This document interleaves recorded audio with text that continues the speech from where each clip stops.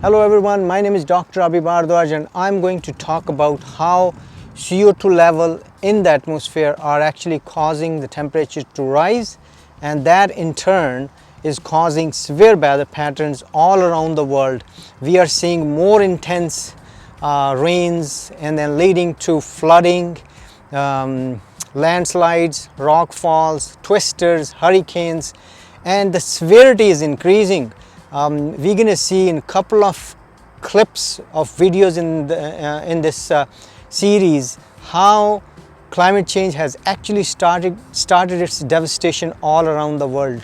As all of us know, industries and automobiles are the main cause of CO2 level rise, which is leading to climate change. This then leads to extreme weather conditions such as heavy rainfall in a very short span of time, which in turn causes water saturation in soil and rocks, leading to sudden unpredictable landslides. We have seen many such landslides and rock falls in different parts of the world, this especially in Himalayas such as in Himachal Pradesh and J&K in India. We saw landslides, rock falls and rock failures, which leads to number of casualties.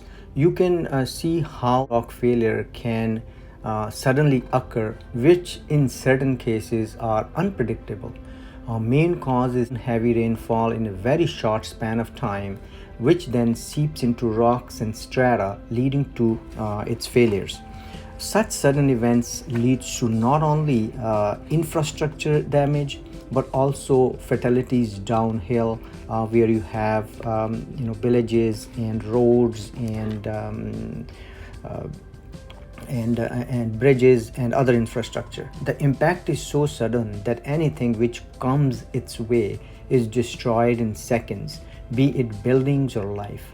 Human activities such as construction of roads, buildings, bridges, dams, tunnels are also contributing factors. The issue is such landslides are happening much more frequently, and intensity is increasing year after year, which is affecting the general population of those areas. And of course, climate change is the main cause of these events, which leads to heavy rainfall and saturation, which then are making mountainous and hilly areas crumble or fail suddenly, taking along anything which comes its way. Most of the hilly and mountainous regions are getting extremely vulnerable and dangerous places to both live or visit. Human urbanization and including actually infrastructure development is also a contributing factor, but most importantly, the scale and intensity of these devastations is due to the changing weather conditions, which are increasing year after year, and is now becoming a threat for humanity itself. You can see how nature is destroying the infrastructure and leading to huge damages all over the world. For example, it's not that the rains were not happening before, but what is changing now is the amount of such rainfalls in such a short span of time, which then is leading to devastations not seen before ever.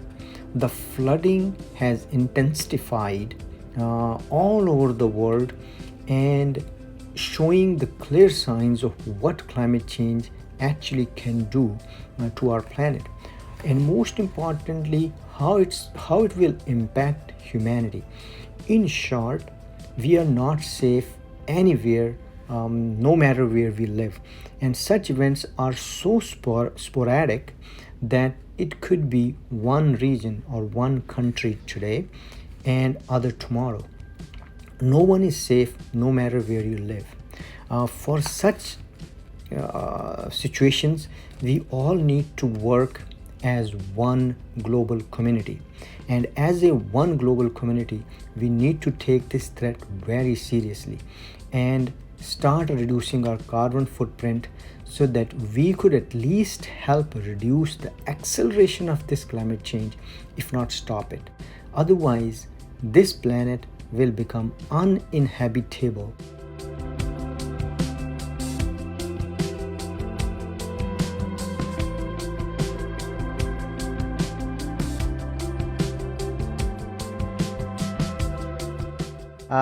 All these clips from different parts of the world happened in 2021.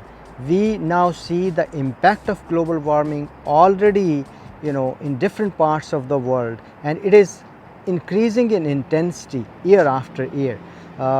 What can we do to reduce this? The only way to reduce the impact of global warming, which is basically happening because of the carbon dioxide level, which are going up year after year and changing our global temperatures, leading to all these events where we see more intensified hurricanes, twisters, more rainfall in a very short time, which leads to all these landslides and rock falls, to flooding in different parts of the world.